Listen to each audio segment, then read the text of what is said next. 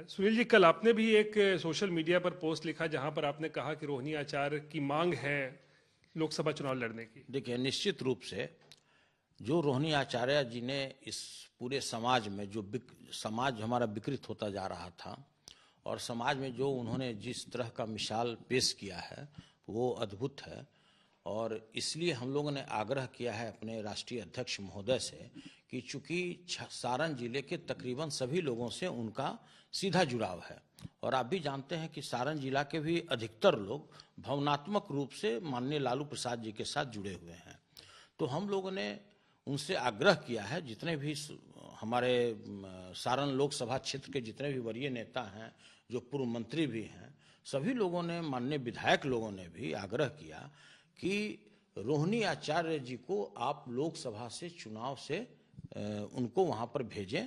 हम लोग भारी बहुमत से जिता करके उनको भेजेंगे। और उनका एक इमेज है, वो MBBS भी हैं, पढ़ी लिखी हैं, उनकी वाक्पटुता भी आप देखते होंगे सोशल मीडिया में जिस तरह से वो सच को सच और झूठ को झूठ लगातार, मतलब बेबाक तरीके से वो सोशल मीडिया पर जो भी बातें लिखती थी वो भी तो आप लोगों ने देखा होगा कि जो भी नकाब पहनकर लोग तरह तरह के जो यहाँ कार्य में लिप्त थे उस नकाब को उतारने का वो काम करती थी।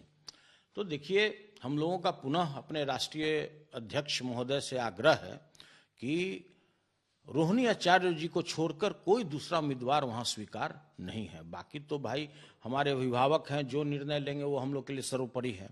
क्योंकि आप भी छपरा से ही आते हैं सुनील जी, तो क्या लगता है कि वहां से अगर चुनाव में उतारा जाएगा तो वहां से जीत उनकी संभव हो पाएगी? उनकी स्वीकार्यता है वहां पर? देखिए, उनके सामने कोई भी उम्मीदवार हो दूर दूर तक नहीं टिकेगा। और आपने देखा भी होगा हाल के दिनों में जो हमारे लीडर नेता प्रतिपक्ष आदरणीय श्री तेजस्वी यादव जी ने 17 महीने में जो काम करके इस फ्लोर पे दिखाया है, बिहार के लोगों को उन्होंने अपना जो विश्वास जो उनके ऊपर था उस पर 100% खरा उतरने का काम किया।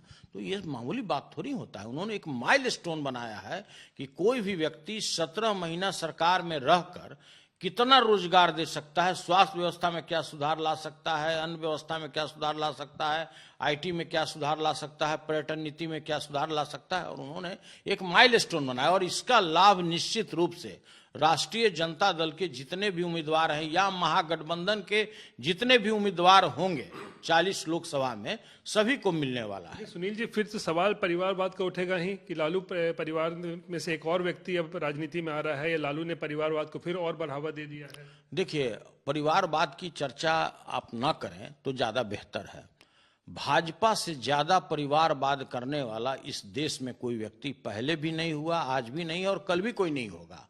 अब आप ही सोचिए कि अमित शाह जी के जो पुत्र हैं जय शाह जी, वो कब गुल्ली डंडा खेले थे कि क्रिकेट कंट्रोल बोर्ड के अध्यक्ष हो गए।